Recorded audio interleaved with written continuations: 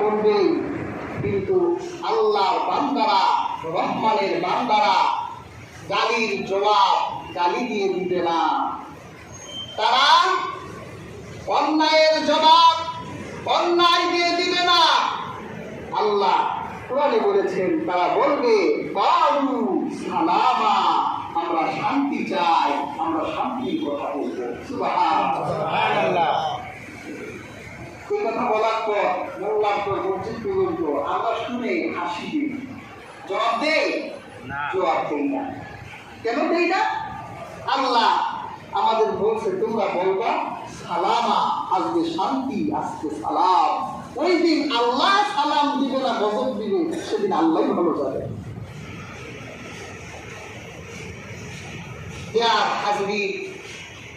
আমরা শান্তি চাই, আমরা সালাম চাই। রাসূল কারীম সাল্লাল্লাহু আলাইহি ওয়াসাল্লাম এই জন্য আমাদের ভিতরে আল্লাহর পক্ষ থেকে সালাম নামের একটি অনুবাদন প্রতিষ্ঠা করেছে। আল্লাহ রাসূলকে এক ব্যক্তি জিজ্ঞাসা করলেন, আইয়ুল ইসলাম খায়র, হে আল্লাহর রাসূল, ইসলামের সবচেয়ে উত্তম কাজ কি? আল্লাহর হাবিব বললেন, ক্বালা তুকরিমুত তাআম ওয়া তাকরাউস সালাম আলা মান আরাফতা ওয়া মান লাম তা'রিফ। ইসলামের সবচেয়ে উত্তম কাজ হলো একজন আরেকজনকে খাওয়ানো, আর পরিচিত হোক অপরিচিত হোক দেখা হলেই সালাম, আসসালামু আলাইকুম ওয়া রাহমাতুল্লাহ দিতে হবে, সালাম দিতে হবে, সে পরিচিত হোক অপরিচিত হোক। আজকে এই সালামের প্রচলন আমাদের সমাজ থেকে উঠে যাচ্ছে। বাবা ছেলেদের সালাম দেয় না, ছেলে বাবাকে সালাম দেয় না, ওস্তাদ ছাত্রকে সালাম দেয় না, ছাত্র ওস্তাদকে সালাম দেয় না, বড় ছোটকে সালাম দেয় না, ছোট বড়কে সালাম দেয় না।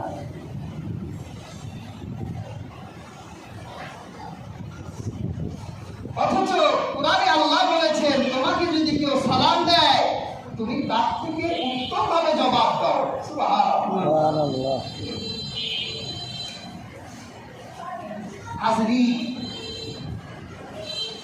সমাজ থেকে সালামের প্রচলন উঠানো যাবে না, সবাই সবাইকে সালাম দিবে। আমি শুনি আমার ব্যাপারে একটা অভিমত আছে, আমি পরে অনেককে সালাম দিই না। আমি অনেক কষ্ট করে পড়াশোনা করেছি, আমার আব্বা হালাল পয়সা দিয়ে পড়াশোনা করেছে। আমাদের মায়ের ফ্যামিলিতে কোটি কোটি টাকার মালিক আছে, আমাদের পড়াতে চেয়েছে। আমার আব্বা আমাদের অনেক কষ্ট করে পড়াশোনা করিয়েছে, প্রায় 24-25 বছর ধরে পড়ি, ডবল মাস্টার্স করছি। তা আমি জানি না যে কাকে সালাম দিতে হবে আর কাকে সালাম দিতে হবে না।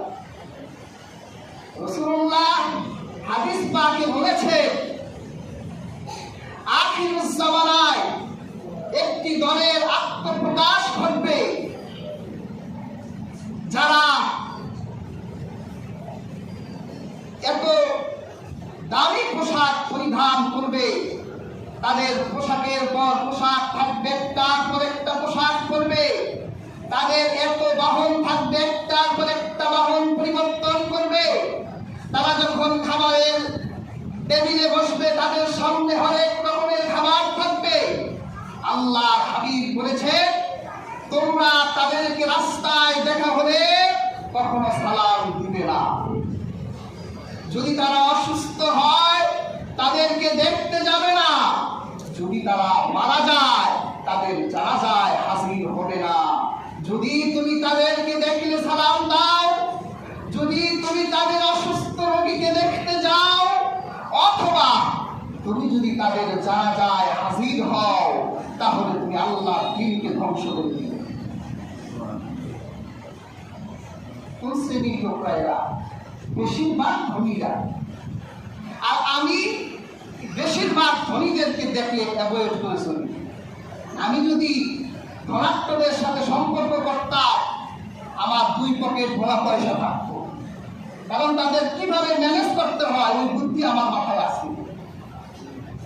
এত হাজার হাজার মানুষের সামনে কথা বলি, আর একটা ধনীরে পায়ের সামনে বসায় রাখতে পারবো না, এতটুকু মেধা যদি আমার না থাকে তাহলে আমি কিসে বলতাম? কিন্তু তাদেরকে কেন অ্যাভয়েড করি? বেশিরভাগ, কারণ বেশিরভাগই পয়সা হাতে আসলেই দাম্ভিক হয়ে যায়। তারা সালাম দেয় না, মানুষকে মানুষ মনে করতে চায় না, গরিবের সাথে বসতে চায় না। তারা এসি রুম খুঁজে, আরাম আয়েশ অনাড়ম্বর জীবন যাপন খুঁজে। আমি তাদেরকে জাস্টিফাই করি, অ্যাভয়েড করে চলি। রাসূলুল্লাহ সাল্লাল্লাহু আলাইহি ওয়াসাল্লাম বলেছেন কোন বেদাতীকে সালাম দেওয়া যাবে না। বেদাতী কাকে বলে? যে ইসলামের বিধান যে আল্লাহ পাক ইসলামে দিয়েছে, এই বিধানগুলোর সাথে বাড়ায় কমায়, এরকম অনেক লোক আমাদের সমাজে বসবাস করে। আর হাজিরিন, এক বেদাতীকে বলতে শুনলাম, সে বলছে যে আমরা তাকে নামাজের জন্য ডাকা হয়েছে, আর সে বলছে আমরা তার পিছনে নামাজ পড়ব। সে বলেছে আমরা কোন মসজিদে নামাজ পড়ব? মসজিদ হারাম, হারামের টাকা দিয়ে মসজিদ বানানো হয়, সুদের টাকা দিয়ে মসজিদ বানানো হয়। কোন ইমামের পিছনে নামাজ পড়ব? সেই ইমামের ভিতরে এই সমস্যা আছে। আসলে তারা নামাজ পড়তে চায় না বলেই এই কথাগুলো বলে। তারা নামাজে আসতে চায় না। এই কথা যারা বলে যে কোন মসজিদে নামাজ পড়বো, একটা তুই একটা মসজিদ বানা, যেরকম মসজিদে নামাজ পড়া যায় ওরকম একটা মসজিদ বানা। তোর যদি ইমাম দুনিয়ার কাউকে পছন্দ না হয়, তুই নিজে ইমাম হ। সেটাও করবে না, নামাজও পড়বে না। আসল কথা হলো নামাজই পড়বে না। তো যে যার নামাজের ব্যাপারে এত অ্যালার্জি, এই লোক কি মুসলমান থাকতে পারে? এই লোককে তো সালাম তো দূরের কথা, এই লোক সালাম দিলে জবাব দেওয়াও গুনাহ হবে। ফতোয়ার কিতাবে আছে এর সাথে ছেলে মেয়ে বিয়ে দেওয়াও হারাম। আমরা তো এগুলো বাছি দেখি। এই জন্য রাসূলুল্লাহ হাদিসের দিকে তাকালে অনেক মানুষকে সালাম দিতে মনে চাইলেও দিতে মনে চায় না, যে সালাম দিলে আল্লাহর দ্বীন ধ্বংস হয়ে যাবে। হাজিরিন, বিদাতকে সালাম দেওয়া যাবে না।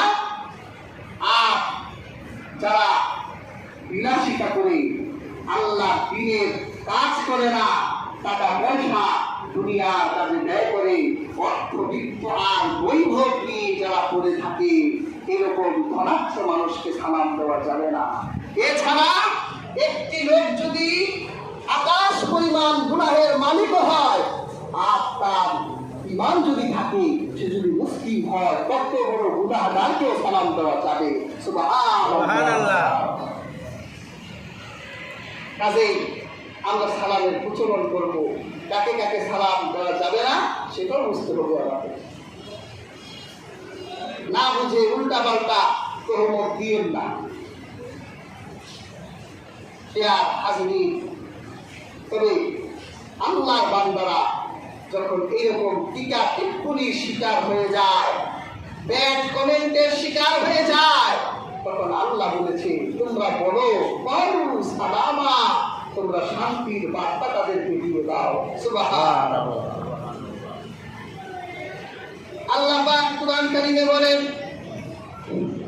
ওয়া ইযা সামিউল লাগওয়া আ'রাদু আনহু ওয়া ক্বালু লানা আ'মালুনা ওয়া লাকুম আ'মালুকুম সালামুন আলাইকুম লা নাবতাগিল জাহিলিন।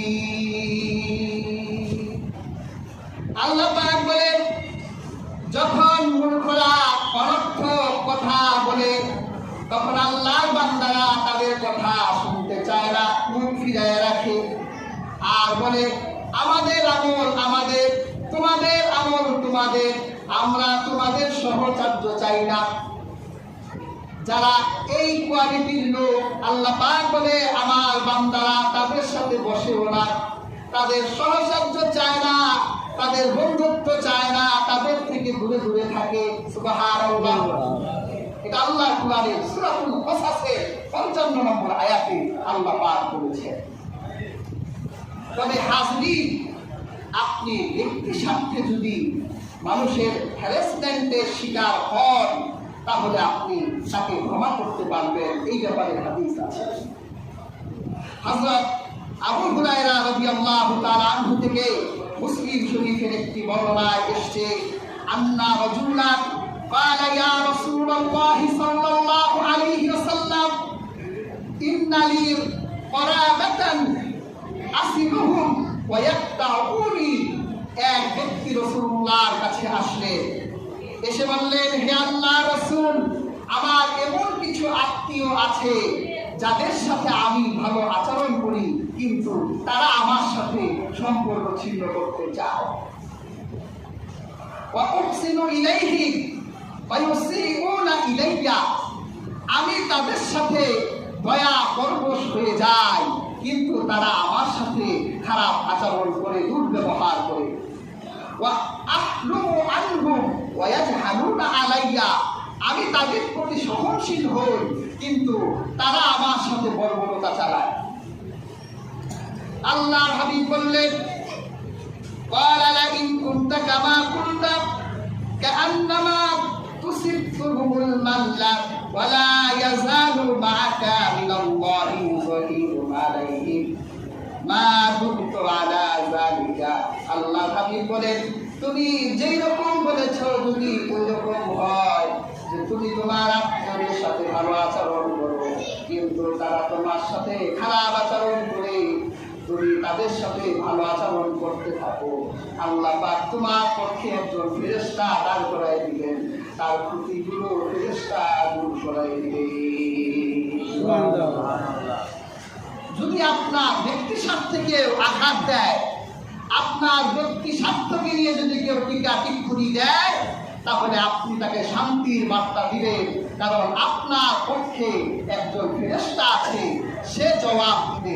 সুবহানাল্লাহ। আপনাকে জবাব দিতে হবে না। কিন্তু যদি আল্লাহ দ্বীনের স্বার্থে, দেশ ও জাতির স্বার্থে যদি কেউ বাজে মন্তব্য করে, টিকা টিপ্পনি দেয়, আল্লাহ দ্বীনকে খাটো হ্যায় করতে চায়, তাহলে আপনি তার সামনে বাঘের মতো গর্জন দিয়ে দাঁড়াতে হবে, কারণ এটা আপনার ব্যক্তি স্বার্থ নয়, আল্লাহ দ্বীনের স্বার্থ। আজকে দেখেন না, গোটা পৃথিবীর কাফেররা মুসলমানদেরকে নিশ্চিহ্ন করে দিতে চায়। আমরা দেখতে পাচ্ছি যুক্তরাষ্ট্রের মদদে ইসরায়েলিরা প্রায় কয়েক দশক ধরে মুসলিম উম্মার উপর নির্মম নির্যাতনের স্টিম রোলার চালাচ্ছে। তারা যুগে যুগ ধরে অসংখ্য অগণিত ফুটন্ত গোলাপ ফুলের মতো শিশুদেরকে হত্যা করছে। অবলা সবলা আমাদের মাগুলোকে, বোনগুলোকে তারা অসহায় করে দিচ্ছে, বিধবা করে দিচ্ছে, হত্যা করছে। কোথায়? পৃথিবীতে যারা মানবতার কথা বলে, তারা তো কেউ মুসলমানের পক্ষে এসে দাঁড়ায় না, বরং মুসলমানদের জঙ্গির তহমা দিয়ে মুসলমানদেরকে কটূক্তি করতে চায়। আপনি যদি এখানে সালামের বার্তা দেন, আপনার মতো কাপুরুষ আকাশের নিচে আর একটাও থাকতে পারে না। ঠিক জবাব দিতে হবে তাদেরকে। তারা তো একটি ওসামাকে হত্যা করে মনে করেছে দুনিয়ার বুক থেকে একটি ওসামা বিন লাদেনকে শেষ করে দিলাম, কিন্তু আকাশ সাক্ষী, একটি ওসামা বিন লাদেন, একটি মোহাম্মদ মুরসি, একটি ইসমাইল হানিয়া, একটি ইব্রাহিম রাইসিকে পৃথিবীর বুক থেকে মুছে দিলে হাজারটা ওসামা বিন লাদেনের জন্ম হয়। তাদেরকে পরাভূত করার জন্য আর জবাব দেওয়ার জন্য। এই জবাব কেন দিতে হয়? তারা মনে করে আমরা দুর্বল নই। আরেকটা কথা মনে রাখবেন, মুসলমানরা পরাজিত হয় না, মুসলমানরা বিপদগ্রস্ত হয়, বিপর্যস্ত হয়। সময় আসলে মুসলমানরাই বিজয় লাভ করবে। এই আকাশ সাক্ষী, 1000 বছরের আকাশ সাক্ষী, লক্ষ কোটি বছরের আকাশ সাক্ষী। উমাইয়া খেলাফত আমরাই প্রতিষ্ঠা করেছি, আব্বাসীয় খেলাফা আমরাই প্রতিষ্ঠা করেছি, আমরা উসমানীয় খেলাফত প্রতিষ্ঠা করেছি। আমরা এই ভারতীয় উপমহাদেশে 600 বছর পর্যন্ত রাজত্ব করেছি। আমরা কখনো অত্যাচার করিনি, আমরা কখনো অন্যায়ভাবে মানুষকে হত্যা করিনি। কিন্তু যারা আমাদের দিনকে পৃথিবীর বুক থেকে মিটিয়ে দিতে চায়, আমরাও তাদেরকে কখনো ছেড়ে কথা বলবো না। তার উপযুক্ত জবাব আমরা তাদেরকে দিয়ে ছাড়বো ইনশাআল্লাহ। এছাড়া আপনি ব্যক্তি স্বার্থে মানুষের প্রতি দয়া পরবশ হয়ে।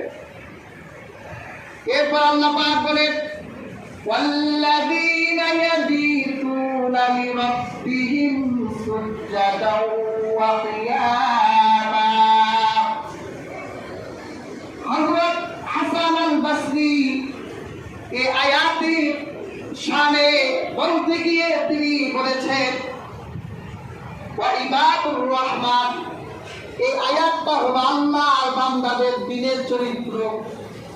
যখন রাত হয়ে যায় তখন তারা এই রাত্রগুলোকে আল্লাহর সামনে সিজদা রত অবস্থায় আর কুরআন পাঠরত অবস্থায় তারা রাতগুলো কাটিয়ে দেয়। সুবহানাল্লাহ।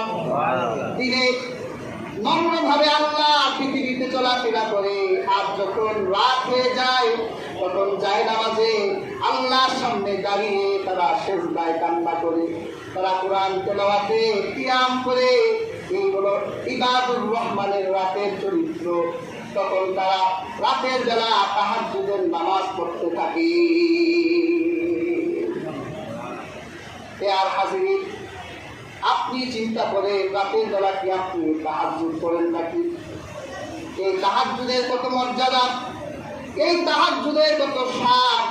আপনার নবী মুহাম্মদ সাল্লাল্লাহু আলাইহি সাল্লাম তিনি জীবনে কোনোদিন তাহাজ্জুদের নামাজ ছাড়েন নাই। তিনি সব সময় তাহাজ্জুদের নামাজ পড়তেন, তিনি সব সময় রাতের নামাজ আদায় করতেন। আল্লাহর হাবিব সাল্লাল্লাহু আলাইহি ওয়াসাল্লাম আমাদেরকে উৎসাহিত করেছে।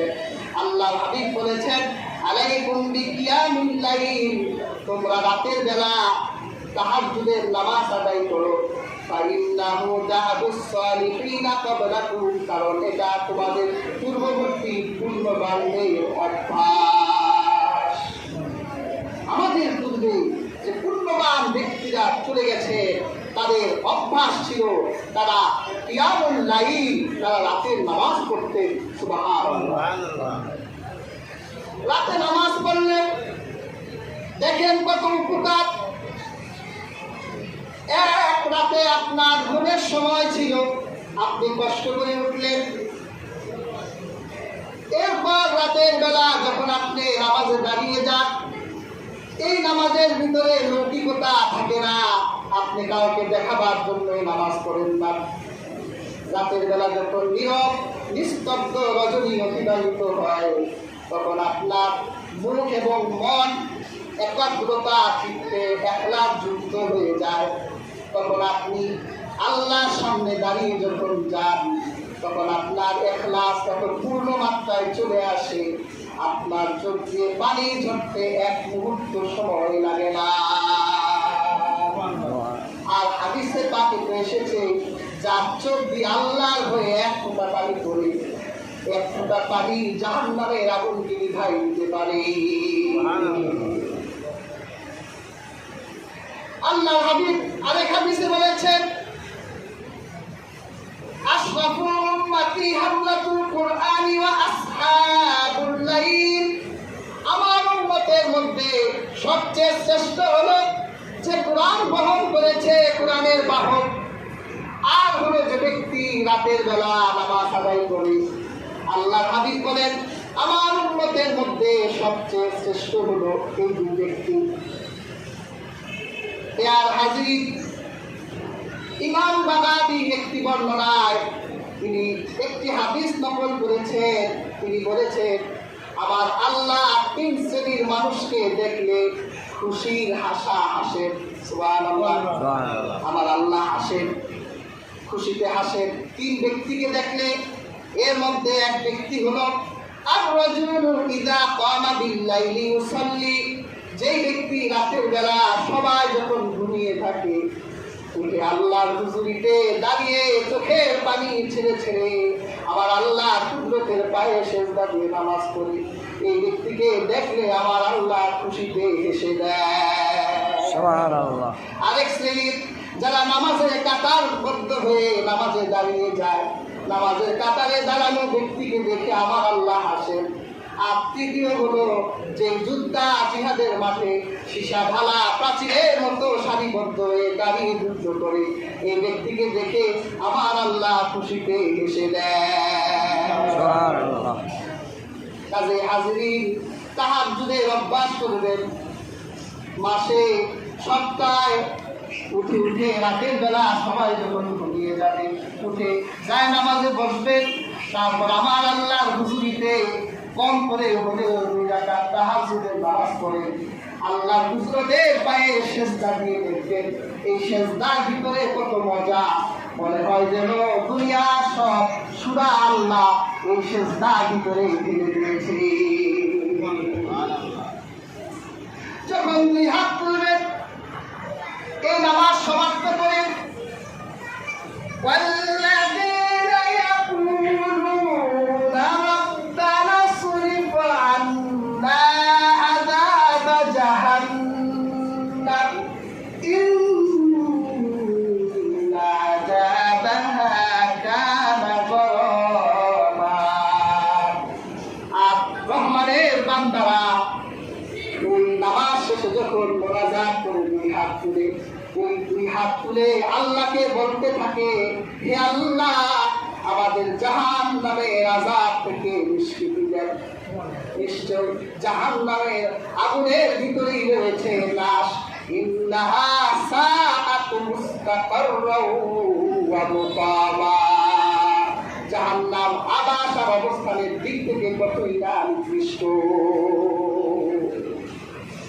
এরা তাহাজ্জুদ করে চোখের পানি ছেড়ে আল্লাহর কাছে জাহান্নামের জন্য কান্না করে, এটা মুক্তি পাওয়ার জন্য আল্লাহর কাছে কান্না করে। আর হাজরিন, দেখুন তাদের ইবাদত কত। তারা রহমানের রহমত প্রাপ্ত বান্দা। পৃথিবীতে চলার সময় নম্রভাবে চলে, রাতের বেলা আল্লাহর হুজুরিতে কিয়ামুল লাইল আদায় করে, এরপরে মোনাজাতে কান্না করতে থাকে, আল্লাহ আমাদেরকে আযাব থেকে বাঁচান। আর আমরা নামাজও করি না, কিয়ামুল লাইলও করি না, আমাদের ভিতরে ভদ্রতাও নাই, স্বাধীনতা বোধ নাই, আল্লাহর কাছে 2 হাত তুলে দোয়াও করি না, জাহান্নাম থেকে বাঁচতেও চাই না। আর তারা এত ইবাদত করার পরেও আল্লাহর কাছে জাহান্নাম থেকে নিষ্কৃতি চাচ্ছে। হাদিসে বর্ণিত এসেছে, আল্লাহ বনী ইসরাঈলের এক নবীকে বলেছিলেন, তুমি তোমার উম্মতদেরকে বলো, তোমার উম্মতের মধ্যে যারা পূর্ণবান, নেককার, সৎকার, যারা আমার ইবাদতে যারা মগ্ন থাকে, তাদেরকে বলো তারা যাতে তাদের এই ইবাদত দিয়ে জান্নাতের আশা না করে। কারণ এটাও এক ধরনের দাম্ভিকতা। দেখেন না, অনেক লোক ফজর করে না, তাহাজ্জুদ করে, তারপর আমার সকালবেলা গল্প করে, ভাই উঠছি রাত 3টা বাজে, উঠেই ওযু করলাম, তাদের সামনে মুখ নিয়ে তাহাজ্জুদের নামাজ পড়লাম। ফজর জোহরে দেখা যায় না, আসরে দেখা যায় না, তাহাজ্জুদ করে এটা নিয়ে আবার গর্ব করে। ইয়া সাহেব, আমল যদি বেশি করে শয়তান ওই আমলকারীকেও দাম্ভিক আর গর্ববোধকারী বানায় দেয়, অহংকারী বানায় দেয়। আব্দুল কাদের জিলানী একদিন ওযু করতেছে, শয়তান তার কাছে আসছে, এসে বলছে, শাইখুনা আব্দুল কাদের জিলানী, আপনি তো এই যুগে সবচেয়ে বড় আবেগ। আব্দুল কাদের জিলানী চিন্তা করলো, আমার এমন প্রশংসা, ইবাদতের প্রশংসা করছে, এটা তো শয়তান ছাড়া আর কেউ না। আব্দুল কাদের জিলানী বললেন, হে বেটা, তুই তো আমার ইবাদত ধ্বংস করতে আসছস, তোরে তো আমি চিনছি তুই শয়তান, তাড়াতাড়ি ভাগ। তো শয়তান দৌড়াচ্ছে আর বলছে, আব্দুল কাদের জিলানী, তুমি বেঁচে গেলে কেন জানো? তুমি বেঁচে গেলে কারণ তোমার ভিতরে এলেম আছে, তোমার এলেম তোমাকে বাঁচাই দিল। তখন আব্দুল কাদের জিলানী বলল, তুই তো আবার আমাদের গুলি করছিস, আমার এলমের লোক দেখাইতেছস যে আমি অনেক বড় আলেমের জন্য বেঁচে গেলাম, তাড়াতাড়ি ভাগ এখান থেকে। বেশি এলেমও মানুষকে আবু জাহেল বানাই দেয়, অহংকারী বানাই দেয়, দাম্ভিক বানাই দেয়। বেশি ইবাদত মানুষকে দাম্ভিক অহংকারী বানিয়ে দেয়। যে ব্যক্তি তার ইবাদত দিয়ে গর্ববোধ করে, আর প্রকৃত আবেগ তো সেই ব্যক্তি যে ব্যক্তি জাহিরি ভাবে আল্লাহ হুকুমগুলো পালন করে, এরপর গোপনে নীরবে নিস্তব্ধ রাতে সবাই যখন ঘুমিয়ে থাকে, তখন তিনি চিন্তা করে যে আল্লাহ পাক তো আমাকে হুকুম করেছিল, এই জন্য আমি আল্লাহ হুকুম পালন করেছিলাম। কিন্তু আমার যে আল্লাহ, যার আকাশের নিচে আমি থাকি, যার দেওয়া সূর্যের আলো আমি গ্রহণ করি, যার দেওয়া অসংখ্য করি আমল ভোগ করি, সে আল্লাহর ইবাদত কি আমার পক্ষ থেকে আমি করবো না? আমি তো 5 ওয়াক্ত নামাজ পড়েছিলাম তার হুকুম হিসেবে, আমার পক্ষ থেকে কি আমি আমার মাবুদের কুদরতের বায়ু কি শুনতে পারি না?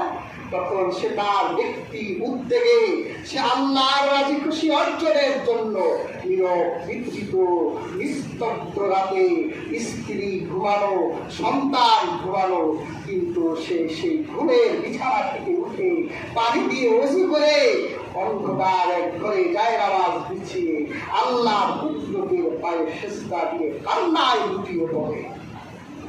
এই হলো আবেগ, তার এই ইবাদতের খবর মাওলা আর তার বান্দা ছাড়া আর কেউ জানে না। এইরকমই তো হওয়া দরকার। কাজেই হাজরিন, আমরা তাহাজ্জুদের অভ্যাস করবো, 5 ওয়াক্ত নামাজ তো করবই, আমরা আমাদের উদ্যোগে আমাদের আল্লাহ সন্তুষ্টির জন্য আমরা তাহাজ্জুদের নামাজের প্রতিও আমরা উদ্বুদ্ধ হব, উৎসাহিত হব। আল্লাহ সুবহানাহু ওয়া তাআলা আমাদের প্রত্যেককে ইখলাসের সাথে ইবাদত করার তৌফিক দান করুন। আমিন।